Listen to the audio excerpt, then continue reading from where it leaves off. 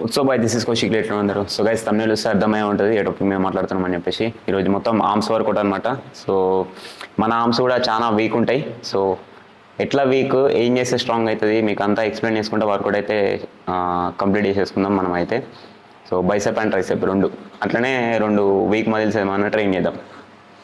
Arms కూడా వీకే ఉన్నాయి, మీరు అనుకోవచ్చు మనం స్ట్రాంగ్ అని, బట్ వీక్నెసెస్ ఉన్నాయి. ఏంటియో చెప్తా, let's go.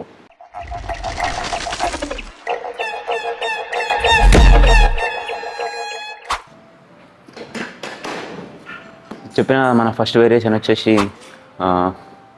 Incline dumbbell curls. ఎట్లా కూడా అలా చూపిస్తా. జస్ట్ ఇట్లా వెనకాల కొరిగి చేతులను ఇట్లా కిందకు వదిలేసి 1 2 3 మంచిగా పడుతున్నానో లేదో, 4 5 6 7 8 9. సో ఈ ఎక్సర్సైజ్ ఎందుకంటే మన అవుటర్ లేయర్ అంటే మన లాంగ్ హెడ్ని అయితే మనం ట్రైన్ చేస్తున్నాం అనమాట. సో ఇట్లా వెనకాలకి ఎక్స్టెండ్ చేసి కర్లీ వేస్తే అది మొత్తం మన లాంగ్ హెడ్ మీదనే పడుతుంది, గుర్తుపెట్టుకోండి. ఇక్కడ సైడ్ ఇది నా యాక్చువల్ వీక్ పాయింట్ అనమాట. సో ఇట్లా పెడితే బైసెప్ ఉన్నట్టే కనిపించదు. ఇది ఆల్రెడీ బైసెప్ మంచిగా డెవలప్ అయిన వాళ్ళకి ఇట్లా బైసెప్ ఇట్లుంటే ఇట్లా వచ్చేస్తుంది. ఇట్లా మంచిగా లాంగ్ హెడ్ పెద్దగా ఉంటే పెద్దగా అనిపించేస్తుంది ఫ్లెక్సీ చేయకుండానే. సో మనకి వీక్ ఉంది కాబట్టి ఇట్లా సింపుల్గా ఫ్లాట్గా అనిపిస్తుంది. అంటే మనం ఫ్లెక్స్ చేసేదాకా తెలియదు మనకి మంచిగా బైసెప్ ఉంది, మంచి ఆర్మ్ ఉందని చెప్పేసి. 4 సెట్స్ కొడుతున్నాం మనం. ఎక్కువ హెవీ కొట్టాల్సిన అవసరం లేదు బైసెప్కి. నార్మల్ వెయిట్ ఒక 15 kg కూడా ఎక్కువనే, 12.5 తీసుకొని హైయెస్ట్ దాంతో రెప్స్ అయితే ఫినిష్ చేసుకుంటా. It's time to switch. ఇలా లోడస్ మనం టీషర్ట్ వేసుకొని ఎక్కువసేపు వేయలేము, జల్దీ ఇప్పేసి బనీన్లకు స్విచ్ కావాలి. చెరో బనీన్, జై మాష్మతి. లైట్గా కొవ్వు కూడా పట్టేసిన, చూసుకోవచ్చు మీరు.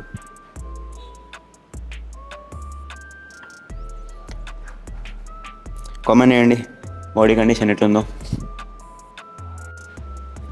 చలో రెడీ, స్టార్ట్ చేసేద్దాం. 1 2 3 4 5 6 7 8 9 10 11 12 13 20. సో మీకు ఈ డౌట్ రావచ్చు, ఇట్లా కొడితేనే ఎందుకు ఇక్కడ పడుతుందని చెప్పేసి.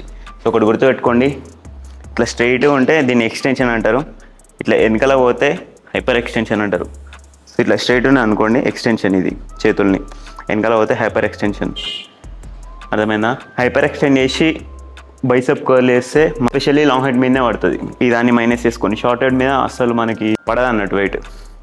సో అదొక పెద్ద థియరీ ఉంటుంది. మజిల్కి మధ్యలో యాక్టివ్ ఇన్సఫిషియన్సీ అవుతుంది. సో షార్ట్ హెడ్ మైనస్ అయిపోతుంది, ఓన్లీ ఫోకస్డ్ లాంగ్ హెడ్ మీదనే పడుతుంది. అదొక పెద్ద థియరీ ఉంది. దాని గురించి నేను ఒక షార్ట్ చేసిన కామెంట్ సెక్షన్లో ఇస్తా, అదేందో. ఇప్పుడు దీనిలో చెప్తే అన్న సైంటిస్ట్ వచ్చింది, అన్న డాక్టర్ వచ్చింది, అదేని మొత్తం పేక్తారనమాట. ఎందుకని చెప్పేసి చేస్తలేను.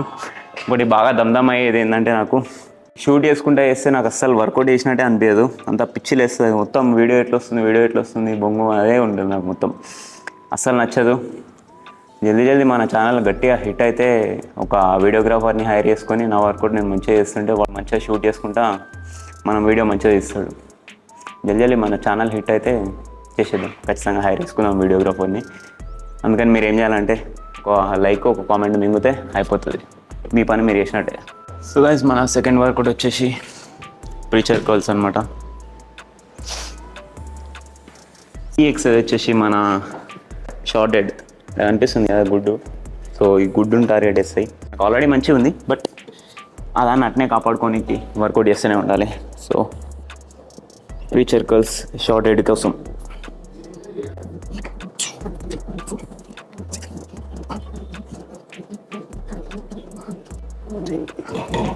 సో ఇదాన్ని ఎంత జాగ్రత్త కొడితే అంత మంచిది. అస్సలు హెవీ వెయిట్ కొట్టద్దు, అంటే heavy weight in the sense మనం హ్యాండిల్ చేయలేని వెయిట్ని అస్సలు తీసుకోవద్దు. ఇది ఇట్లా చేసుకుంటా ఓవర్గా హెవీ వెయిట్ తోటి ఎక్స్టెండ్ చేసినాం అనుకోండి, మన బైసెప్ టెండన్ తెగిపోయే ఛాన్సెస్ ఉంటాయి. సో ఈ టెండన్ ఈడికెళ్ళి ఈడికి ఒక మజిల్ అంటుకొని ఉంటుంది కదా మన బైసెప్ మజిల్. సో ఆ మజిల్ మొత్తం తెగిపోయే ఛాన్సెస్ ఉంటాయి. ప్రీ సర్కిల్స్ని అస్సలు మజాక్ చేయకండి. అసలు బైసెప్లు అంటేనే చిన్న మజిల్, బైసెప్ ట్రైసెప్లు అంటేనే చిన్న మజిల్. దాన్ని ఓవర్ ట్రైన్ చేయడం కానీ హెవీ వెయిట్ లేపడం కానీ అట్లాంటివి చేయొద్దన్నమాట. సో ఇది ఇంకా రిస్ట్రిక్షన్ ఉంటుంది దీనికి. ఇది అడ్డం ఉంది కదా, దీని రిస్ట్రిక్షన్ అడ్డం. సో ఇట్లా రిస్ట్రిక్షన్ తోటి ఓవర్ ఇట్లా ఎక్స్టెండ్ చేసినాం అనుకోండి, సాగి తెగిపోయే ఛాన్స్ ఉంటుంది, జాగ్రత్త. మన థర్డ్ వర్కౌట్ వచ్చేసి హ్యామర్ కర్ల్స్ అనమాట. ఇనఫ్, నాకు ఈ 3 వర్కౌట్లు అయితే ఇనఫ్ అనమాట. సో ఇంతకన్నా ఎక్కువ ట్రైన్ అయ్యాను నేను ఆర్మ్స్ని, మన బైసెప్ని. సో ఆల్మోస్ట్ అన్ని వీక్ మజిల్స్ టచ్ అయిపోతాయి దీంట్లోనే. చలో 2 3 బ్రో 15 రెప్స్కి నాకు మొత్తం ఎగ్జాస్ట్ అయితే లేదు బైసెప్ అంటే. మీరు కొట్టండి, టిల్ ఫెయిలియర్ దాకా కొట్టండి, ఏం పర్లేదు. సో ఆర్మ్సే కదా, ఎండ్యూరెన్స్ ఎక్కువ ఉంటాయి అన్నట్టు దీనికి, కొంచెం మస్కులర్ ఎండ్యూరెన్స్ ఎక్కువ ఉంటుంది ఆర్మ్స్కి. కొంతమందికి 15K అవుట్ అయిపోతారు, కొంతమంది 25 దాకా కూడా కొట్టగలుగుతారు. సో మీరు యూస్ చేసుకునే వెయిట్ బట్టి ఉంటుంది అనమాట. కాకపోతే కంట్రోల్ చేసుకుంటూ కొట్టాలి. ఇట్లా మొత్తం ఊకుంటూ కొట్టకుండా నార్మల్ మీరు కంట్రోల్ చేసే వెయిట్ తీసుకొని ఆరామ్సే పైనకి లేపి దింపండి, సింపుల్.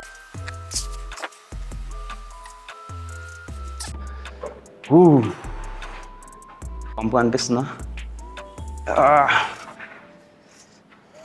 దీని తర్వాత ట్రైసెప్ స్టార్ట్ చేస్తా. అసలైన ఆర్మ్ పంప్ ఎట్లుంటుందో చూపిస్తా. దాని తర్వాత ట్రైసెప్ స్టార్ట్ చేసిన తర్వాత మామూలు ఉండదు, ఘోరంగా నా చెయ్యి మొత్తం ఎక్స్ప్లోడ్ పలిగిపోతున్నట్టు అయిపోతుంది. సో చూపిస్తా. ట్రైసెప్ అయితే స్టార్ట్ చేద్దాం.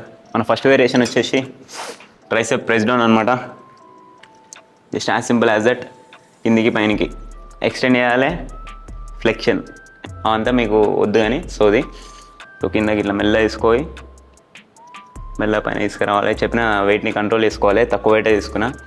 సో అట్లనే ఒక్కొక్కరికి ఒక్కొక్క ఎండ్యూరెన్స్ ఉంటుంది, మస్కులర్ ఎండ్యూరెన్స్. మీకు 15 రెప్లకే మొత్తం ఎగ్జాస్ట్ కాలేరేమో, టిల్ ఫెయిలియర్ కొట్టండి. నేనైతే ఆర్మ్స్కి అయితే టిల్ ఫెయిలియరే కొడతాను మ్యాక్సిమం.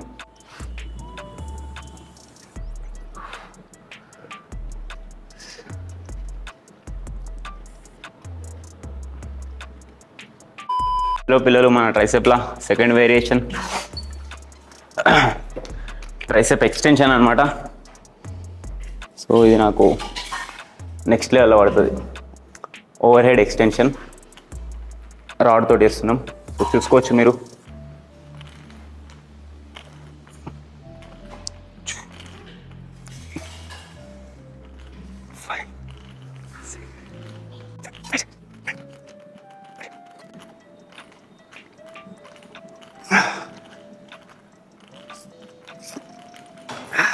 అబ్బా, కనిపిస్తుందా? సో మన ఆర్మ్స్ కన్నా షోల్డర్ పెద్దగా ఉండాలి. సో నేను ఎప్పుడైతే ట్రైసెప్స్ కొడతానో షోల్డర్ గిత్త అవుతుంది. ట్రైసెప్ చూసుకోవచ్చు మీరు. ట్రైసెప్ బైసెప్ నెక్స్ట్ లెవెల్లో పంప్ అవుతుంది, ఘోరంగా అవుతుంది. అట్లుండదు యాక్చువల్, అది సిమ్మెట్రీ కాదన్నట్టు. షోల్డర్ పెద్దగా ఉండాలి, ఆర్మ్స్ షోల్డర్ కన్నా కొంచెం చిన్నగా ఉండాలి. బట్ మనకి ఆర్మ్స్ ఘోరంగా డామినేట్ చేస్తాయి అనమాట. ఈ ఎక్సర్సైజ్ అయితే నాకు 1 నెంబర్ పని చేసింది. నా ట్రైసెప్ లాంగ్ హెడ్ మీకు ఫోటో చూపిస్తా పక్కకి. ట్రైసెప్ లాంగ్ హెడ్ ఎట్లుంటుందో నెక్స్ట్ లెవెల్ షీట్. అసలుకి ఇంకా తిరిగినాం అనుకో ఇంత దొడ్డు ఉంటాయి. కనిపిస్తుందా మీకు? ఇది దొడ్డుకే ఉంటుంది. హలో, నేను రీఛార్జ్ చేసుకోను, బాయ్.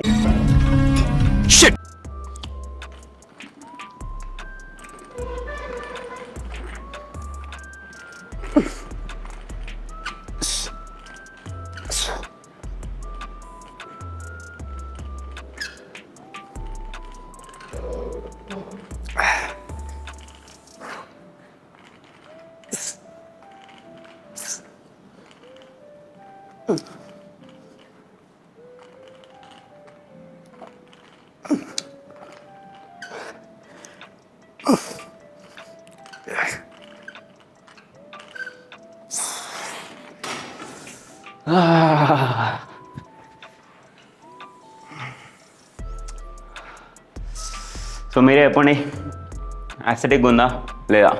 షోల్డర్ కన్నా ఆర్మ్స్ పెద్ద ఉంటాయి.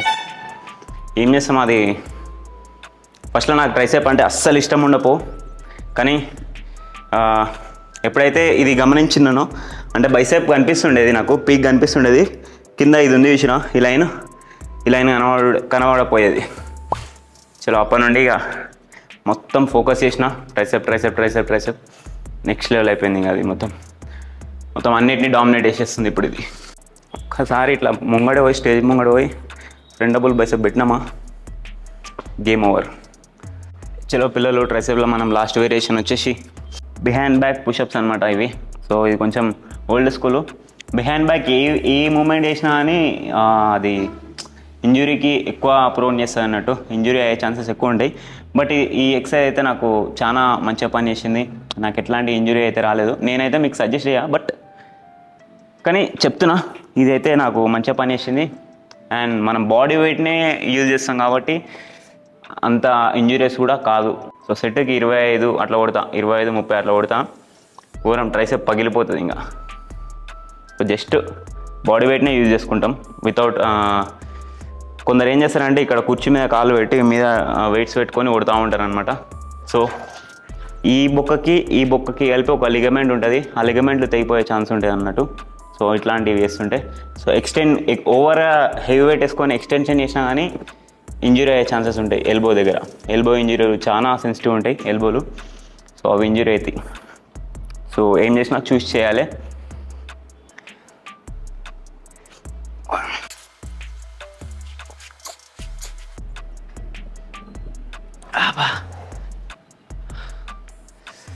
ర్యాంప్ ఎక్సర్సైజ్ ఇది.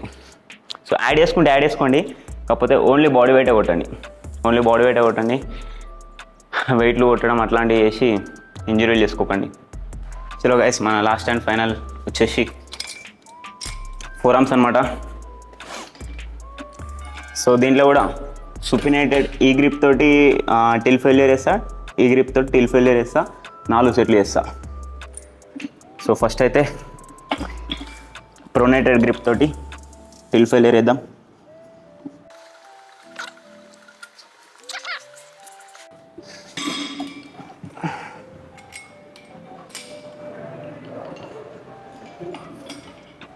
ఎవరు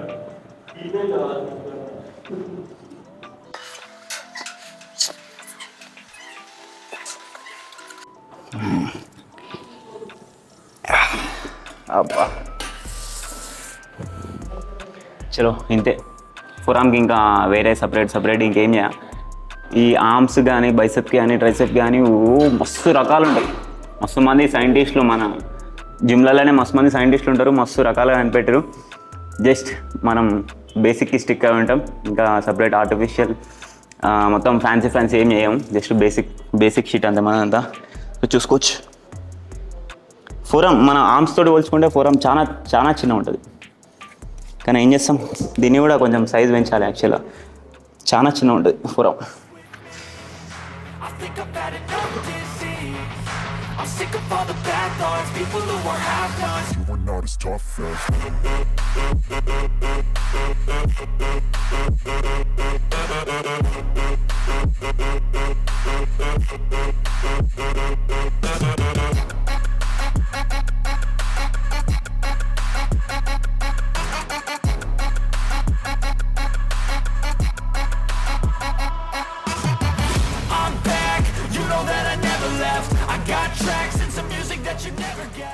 బాయ్, ఫుడ్ ఏం తింటలేవు? నీ ఫుడ్ నేను తినేస్తా. తిందమ్మా.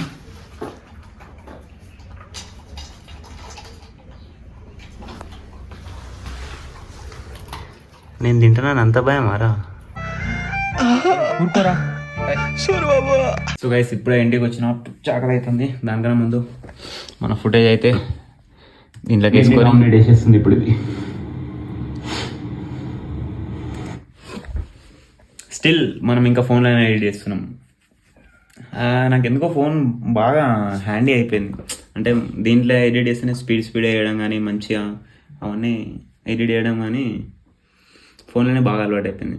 మెల్లమెల్ల చిన్న మొత్తం దీంట్లోకే స్విచ్ అయిపోవాలి మొత్తం. ఇంకోటి మొత్తం కెమెరాతోటే షూట్ చేసి కూడా నేర్చుకోవాలి. అది కెమెరా పట్టుకుంటే మొత్తం టైం అంతా వెళ్ళిపోతుంది. అప్పుడెప్పుడో మధ్యాహ్నం పోయినా, ఇప్పుడు ఆల్మోస్ట్ సాయంత్రం అవుతుంది. మార్నింగ్ నుంచి బిగ్ మీల్ ఏం తీసుకోలేదు, పిచ్చి ఆకలి అవుతుంది. ఇది అమ్మ పిల్లి. సో ఇప్పుడు మా పిల్లిని లేపేసి పిల్లి కూర వండుకోబోతున్నా. పిచ్చి ఆకలి అవుతుంది. Bye bye. ఇంతకుముందే క్లిప్స్ చూసిన, ఏక్ షేక్ ర్యాంప్ వచ్చినాయి. సో వీడియో అయితే మీకు ఖచ్చితంగా నచ్చుతుంది. సారీ ఆల్రెడీ తీసేచ్చారు కదా.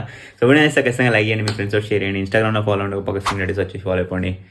ఈరోజుకి ఇంత గైస్, ఉంటా బాయ్. Piece piece piece.